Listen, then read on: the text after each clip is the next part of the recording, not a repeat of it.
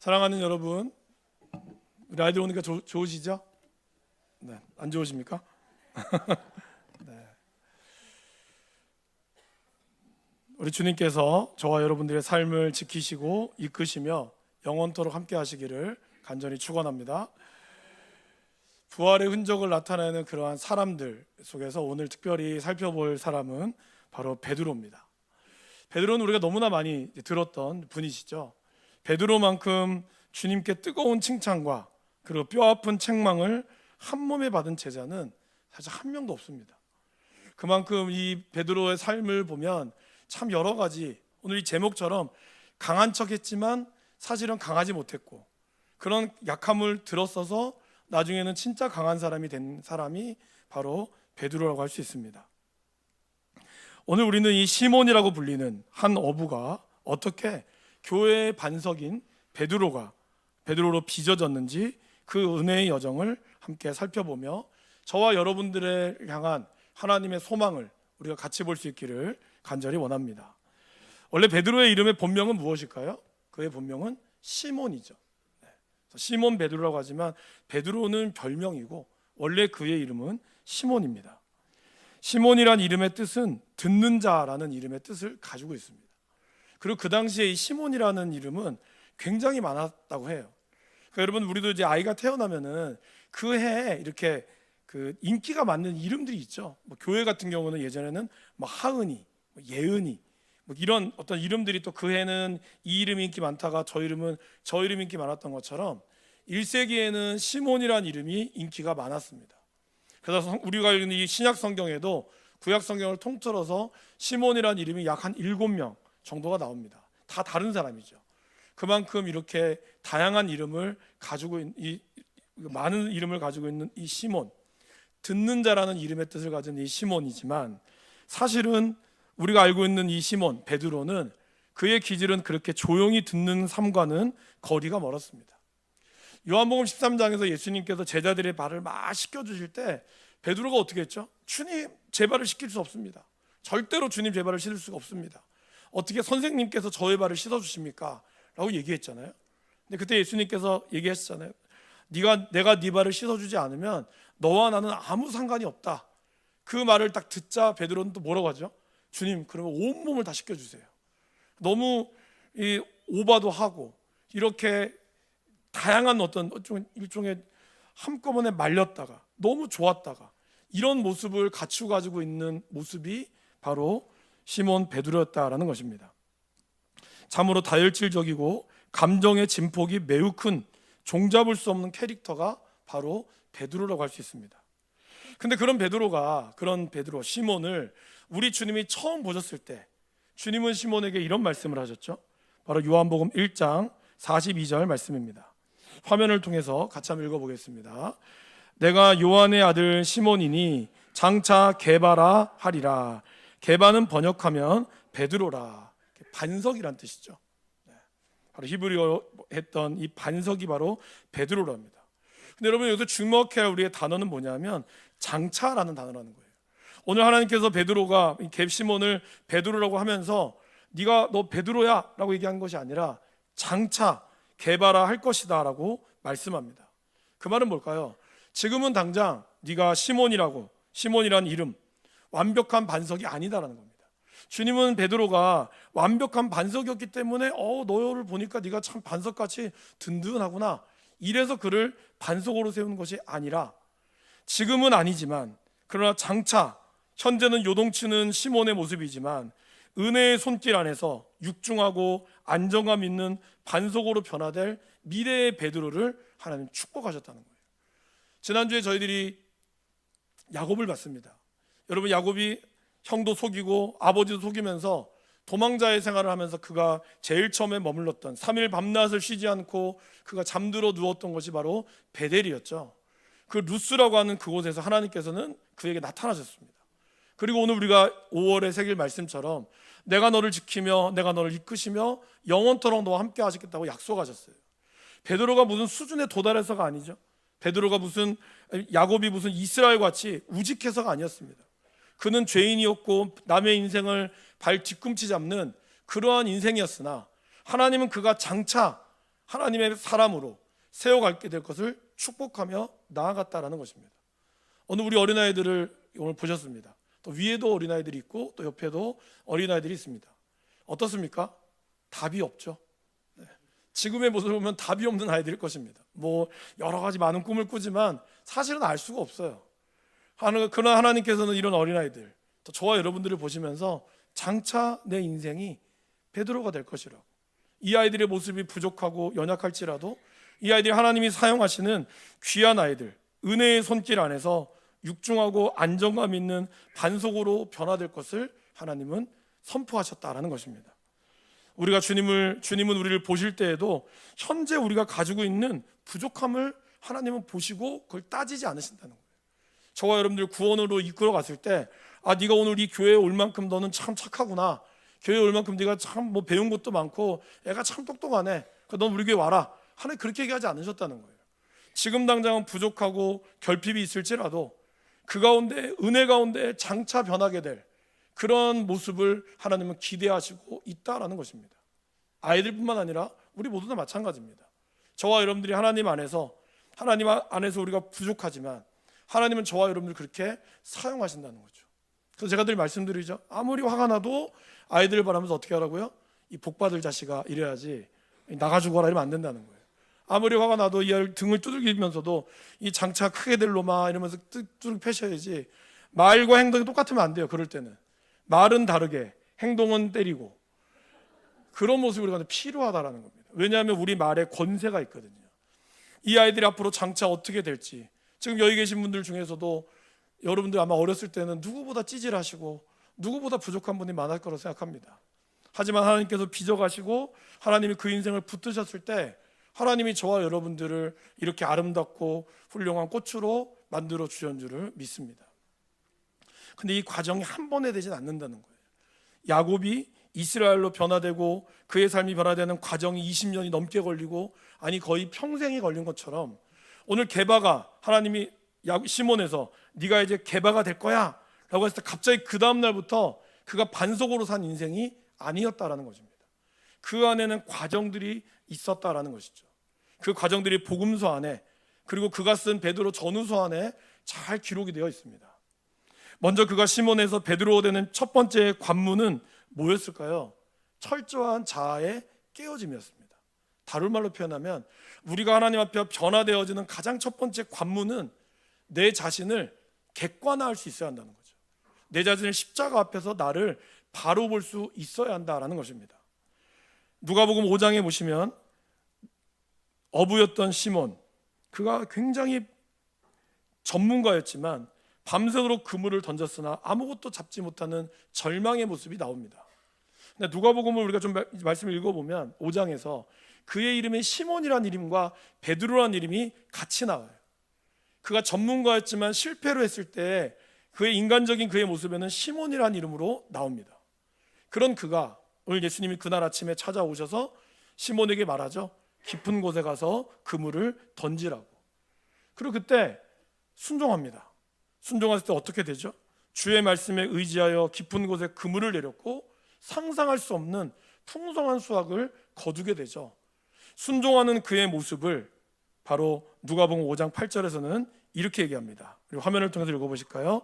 시몬 베드로가 이를 보고 예수의 무릎 아래 엎드려 이르되 주여 나를 떠나소서 나는 죄인이로 소이다. 그 앞에는 시몬이라만 나오거든요.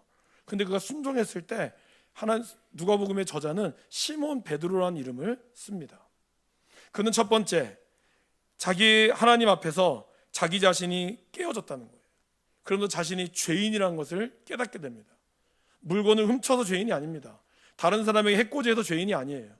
하나님의 그 신성 앞에 그 자신이 죄인일 수밖에 없음을 그는 고백했다라는 것입니다.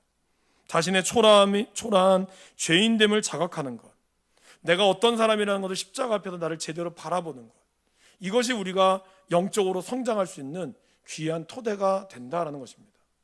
어떤 사람들은 자기 자신을 너무 자신만만해요. 어떤 사람은 자기 자신을 지나치게 겸손하게 만들어요. 이게 둘 다 건강하지 않은 겁니다. 건강한 것은 십자가 앞에 내가 죄인이라는 사실을 깨닫는 것과 동시에 그런 주님이 나를 붙드셔서 내가 하나님의 은혜로운 백성이 되었다라고 하는 이 고백이 같이 가는 사람, 그런 고백이 우리 가운데 있을 때 우리가 성장할 수 있게 된다라는 것입니다. 이것이 우리가 주님과 교제하면 할수록 더욱더 깊어지게 된다는 겁니다. 우리가 하나님 앞에 죄인이라는 사실을 깨닫지만, 깨닫고 나서 하나님의 은혜로 우리가 신앙생활을 합니다. 그러면 신앙생활을 하면 할수록 우리가 더 깊은 죄인이라는 사실을 알게 된다는 거예요. 하나님의 은혜라는 것을 알게 되는 그 사람이 더 우리가 영적으로 성장할 수 있게 된다는 것이죠. 처음에 예수를 믿고 만나면 내가 죄인이라는 사실에 펑펑 웁니다. 그러나 시간이 지나면 지날수록 나는 죄인보다 의인에 가깝다고 생각한다는 거죠. 그러나 여러분, 우리는 결코 하나님 앞에 의로운 인생이 될 수 없습니다. 그러나 우리가 주님이 함께 있기 때문에 우리의 삶이 의로워지는 거죠. 사도 베드로는 그렇게 하나님으로부터 택함 받고 자기가 죄인이라는 사실을 깨닫고 사도로서의 길을 걸어갔습니다. 놀라운 기적과 놀라운 은혜를 베풀었죠. 그러면서 그가 썼던 것이 바로 베드로 전서죠. 베드로 전서에 보면 첫 마디가 이렇게 나옵니다. 예수 그리스도의 사도 베드로라고 표현하고 있어요. 그런데 그의 인생의 말년에 쓰여졌다고 알려져 있는 베드로 후서 1장 1절에 보면 그는 자신이 이렇게 표현합니다. 예수 그리스도의 종 사도 시몬 베드로라는 말을 써요. 그는 여전히 자기가 하나님의 은혜 가운데 있지만 수십 년이 지났음에도 불구하고 자신의 옛 자아인 시몬과 변화된 자아인 베드로를 나란히 적었다라는 것입니다. 평생 자신의 뿌리를 잊지 않았음을 이야기합니다. 옛말에 그런 말 있죠. 개구리 올챙이적 시절을 모른다. 그래서 개구리가 올챙이적 시절이 있어야 개구리가 된 거잖아요. 그런데 자기가 올챙이 같은 초라했던 꼬리가 달려있고 그런 모습은 잊은 채 지금은 꼬리도 없고 개구리처럼 뒷다리로 폴짝폴짝 뛰니까 자기가 올챙이였던 시절을 잊어버리는 거예요. 우리가 처음에 신앙생활을 하면서 하나님도 모르고 그러면서 믿음 없는 생활했던 그 모습은 잊어버리고 지금 내가 믿음 가운데 직분을 맡아서 교회를 하고 있다는 이 사실만 기억하고 있다는 거죠. 근데 베드로는 자기가 시몬이었던 사실을 잊지 않았어요. 그래서 그는 자기 자신을 예수 그리스도의 종, 둘로스, 노예, 그리고 자신은 시몬입니다 라고 고백하고 있다라는 것입니다. 오늘 저와 여러분들은 어떻습니까? 하나님 앞에 내가 시몬의 모습과 우리 안에 야곱의 모습과 이스라엘의 모습, 시몬의 모습과 베드로의 모습이 교차하고 있지 않습니까? 주일날에 와서 은혜 받고 막 이렇게 아름다운 옷으로 멋들어진 옷으로 차려입고 와서 아름다운 소리를 내지만 집에 돌아가서 다시 팬티바람으로 앉아있을 때는 우리도 모르게 시몬의 모습이 나온다는 거예요. 여기에 있는 모습에는 베드로처럼 든든한 반석 같지만 집에 돌아가면 여전히 우리들은 야곱과 같이 그런 모습이 있다라는 거예요. 이 두 가지의 모습을 우리가 여전히 가지고 있다는 사실을 인정해야 한다는 겁니다.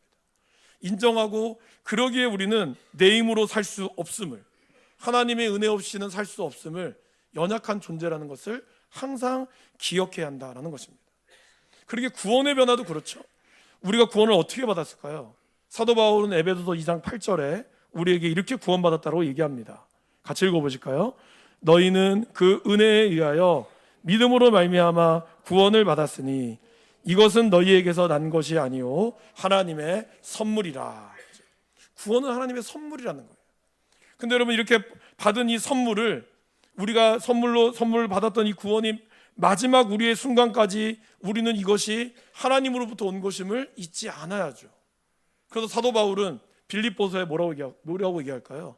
너희가 받은 이 구원을 두렵고 떨림으로 너희 구원을 이루라 라고 얘기하고 있어요. 이미 받았지만 이 구원을 완전히 완성하기 위해서는 늘 우리 가운데는 두렵고 떨림, 하나님을 향한 경외함과 떨림이 있어야 됨을 성경은 우리에게, 사도 바울은 우리에게 이야기하고 있습니다. 마치 예수님께서 나는 포도나무여 너희는 가지라고 얘기했잖아요. 우리 가지가 아무리 자기 잘났다고 해도 가지가 포도나무로부터 벗어나는 순간 그 가지는 얼마 있으면 죽습니다. 더 이상 열매를 맺을 수가 없죠. 그러게 우리가 언제나 신앙생활을 오래 했든 오래 하지 않았든 늘 우리가 주님께 가지처럼 붙어 있을 때 우리는 계속해서 성장하며 나아가게 된다라는 것입니다. 우리의 근본을 잊지 않는 것, 그럴 때 우리의 성장이 계속해서 이루어지게 된다는 것이죠.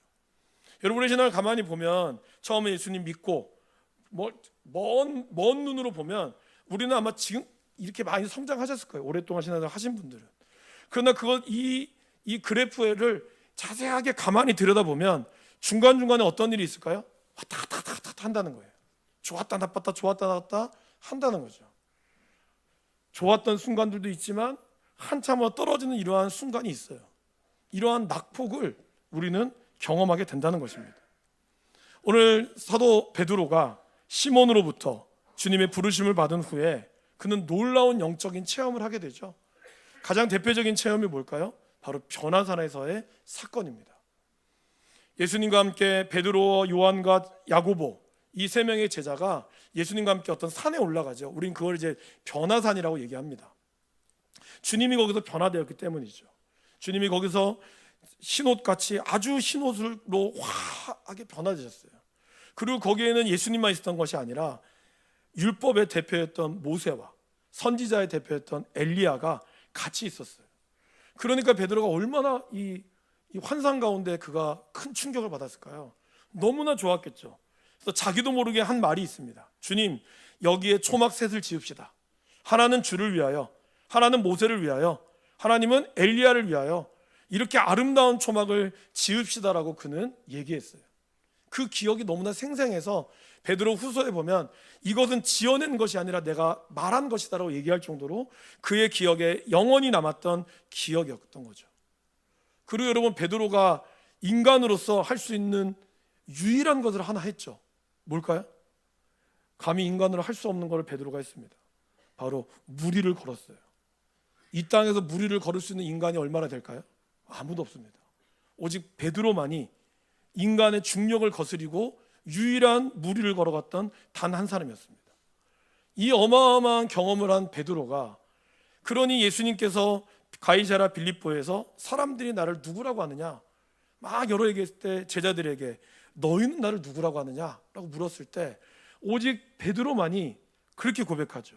주는 그리스도시요 살아계신 하나님의 아들이십니다.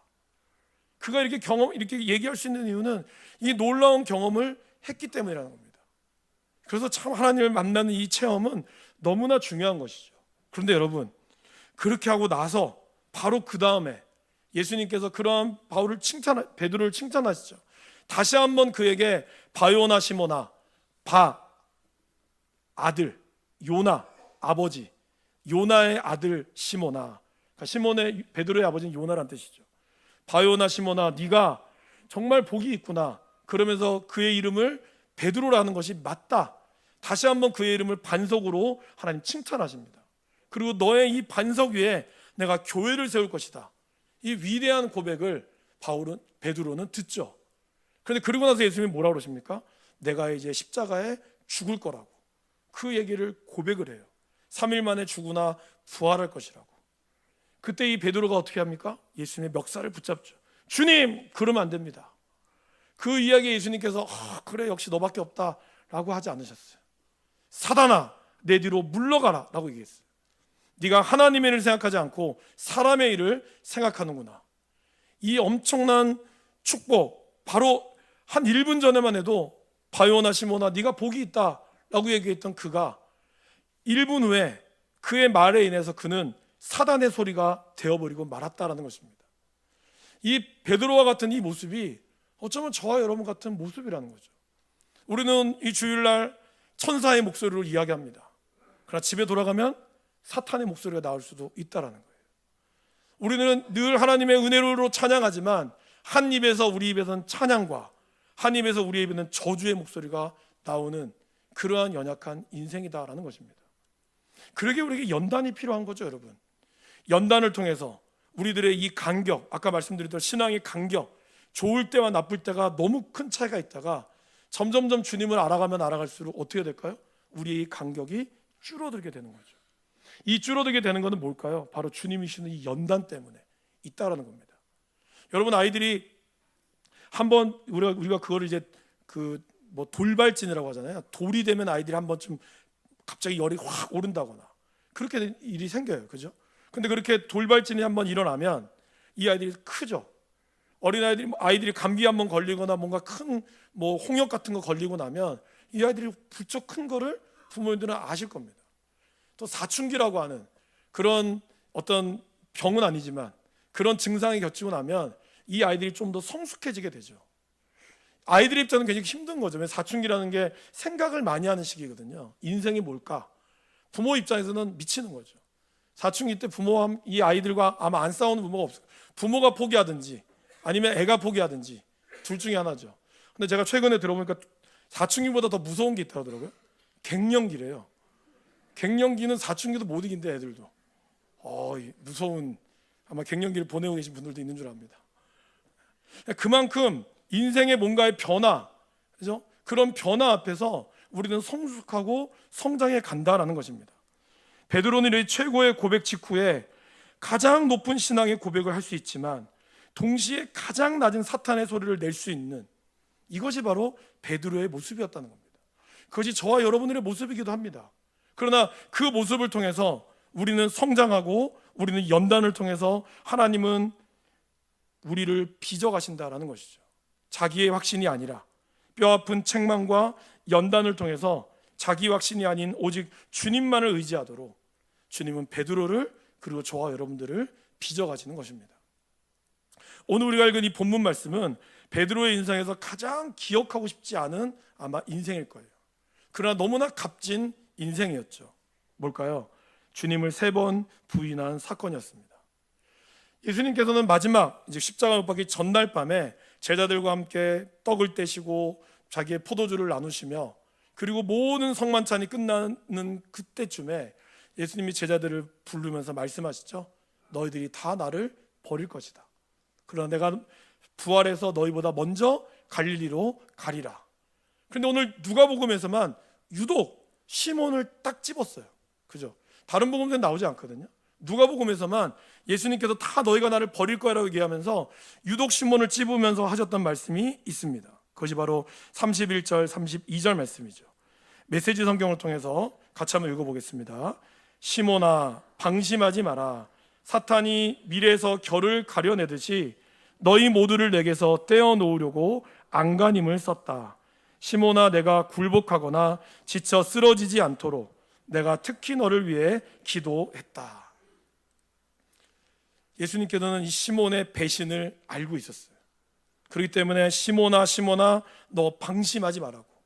아마 그건 뭘까요? 그만큼 시몬이 자기 자신이 강하고 자기 자신이 굉장히 훌륭하다라고 생각을 했었겠죠. 그러나 그러한 시몬을 위해서 주님은 말씀하셨습니다. 시몬의 반응은 어떠했을까요? 주님 알겠습니다. 새겨 듣겠습니다. 하지 않았어요. 주님 다른 사람 다 나를 버려도 나는 절대로 주님 버리지 않겠습니다. 주님 무슨 말씀하시는 거예요? 저 베드로입니다. 주님이 저를 택하신 베드로입니다. 저는 절대로 주님 버리지 않을 겁니다. 그렇게 얘기했어요. 다른 제자들도 그랬겠죠. 주님 섭섭합니다. 우리가 주님과 함께 죽으려고 지금까지 왔는데 왜 이런 말씀하십니까? 그러나 그때 우리 예수님 뭐라 그랬죠?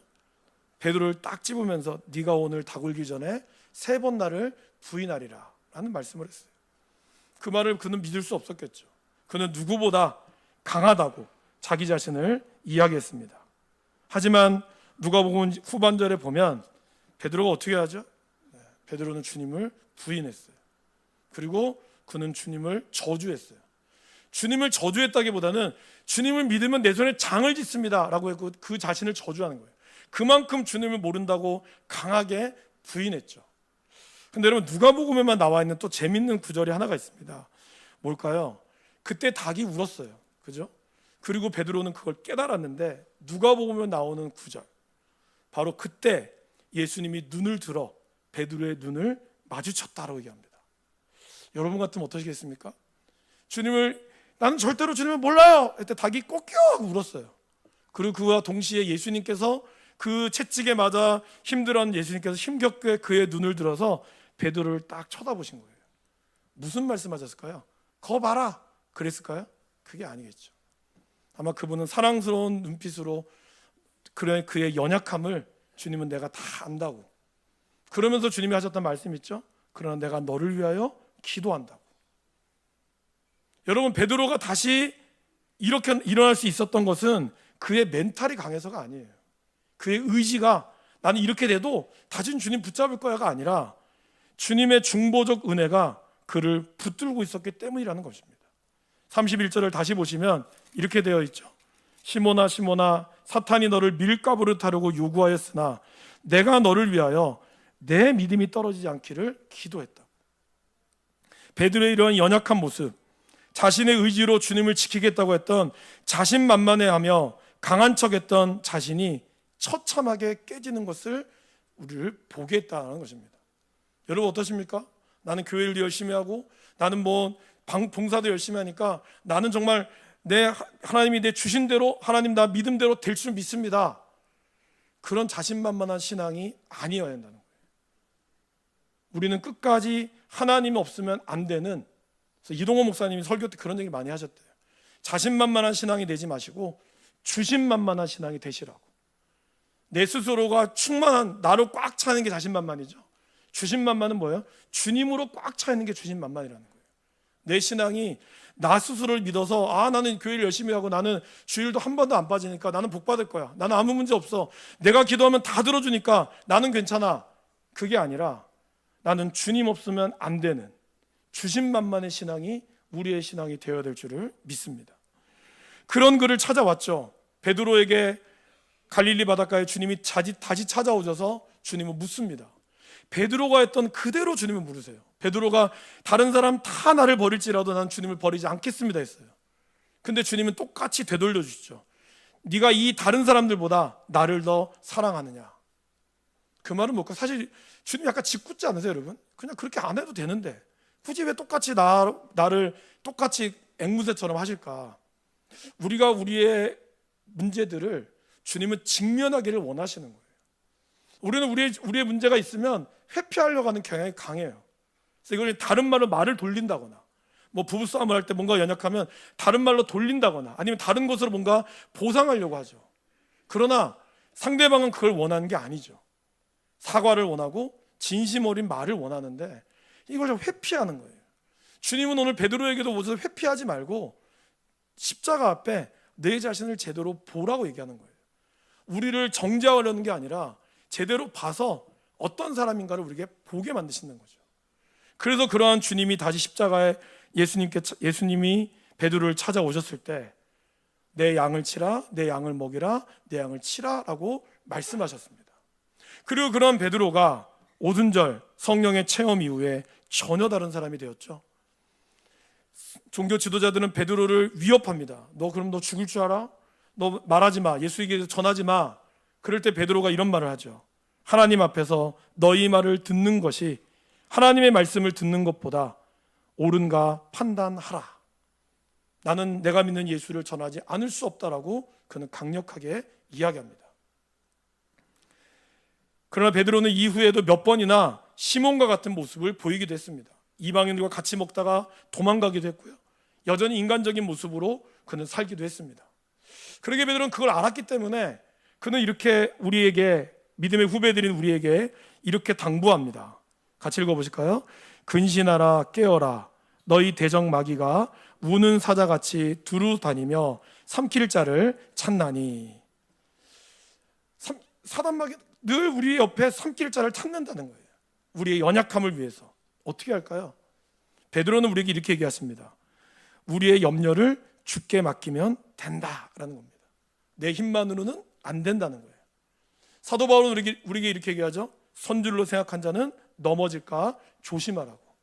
그러니까 결국 여러분 자신만만한 신앙이 아니라 주신만만한 신앙, 내 힘을 믿는 교만함을 버리고 오직 주님만을 신뢰함으로 채워지는 그 신앙만이 비겁하게 도망하던 시몬이 담대한 베드로로 변화되는 것처럼 우리들도 그러해야 한다는 것입니다. 내가 가지고 있는 강함을 내려놓고 오직 주님만으로 채울 때 성령의 능력 안에서 진정으로 강하고 담대하게 될 줄을 믿습니다. 앞에도 말씀드렸지만 이것이 단숨에 이루어지는 것이 아니에요. 신앙은 마술이 아닙니다, 여러분. 갑자기 없어졌던 것이 짠 하고 나타나는 게 아니에요. 갑자기 여러분의 인생이 야곱같이 시몬 같은 인생이었다가 보자기에 들었다가 짠 하면 갑자기 짜잔 베드로로 되는 게 아니에요. 과정들이 있다는 거죠.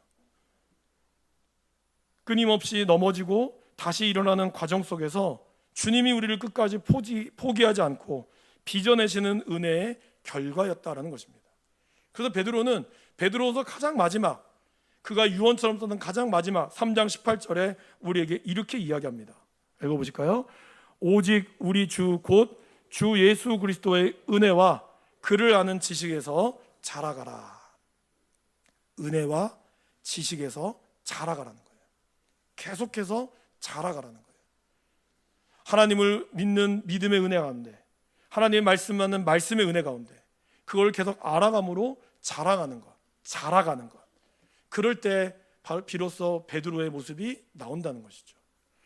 베드로는 마지막에 어떻게 죽었을까요? 성경엔 나오지 않지만 전송에 따르면 그는 주님과 똑같이 십자가에 매달릴 자격이 없다며 스스로 거꾸로 십자가에 매달려 순교했습니다. 강한 척했고 누구보다 혈기왕성했던 시몬이었지만 그가 주님 안에서 서서히 변화되면서 그의 모습은 사라지고 오직 주님 앞에 낮아질 대로 낮아진, 그리고 죽음도 두려워하지 않는 진짜 반석인 베드로만이 남게 된 것입니다. 사랑하는 성도 여러분, 오늘 우리도 좌충우돌하는 시몬의 모습으로 살아갈 때가 많이 있죠. 사단은 우는 사자처럼 우리를 삼키려 합니다. 그러기에 우리의 결단은 매번 무너질 때가 있죠. 오늘도 제 아들이 여기 예배를 드리고 있습니다. 제가 어릴 때 우리가 말귀를 못 알아들을 때는 예배의 자리에 와도 제가 겁이 안 났어요. 근데 말귀를 알아듣는 순간부터 이 아들이 예배의 자리에 제 설교를 들으면 제가 두 가지 마음이 있어요. 저것들이 어떻게 들을까?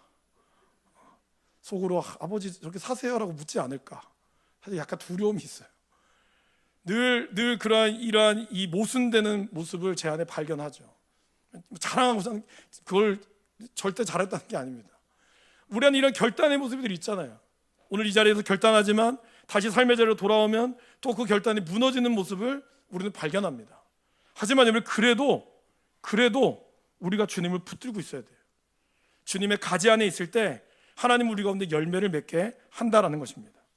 여러분의 연약함을 솔직하게 인정하고 주님의 은혜와 그분을 아는 지식 안에서 날마다 자라가시기를 간절히 바랍니다. 다혈질의 어부를 흔들리지 않는 반석으로 바꾸시는 그 놀라운 은혜가 오늘 여러분의 삶의 자리에서도 실패와 좌절을 딛고 다시 일어나 세상을 이기는 진짜 강함으로 변화시키게 될 줄을 믿습니다.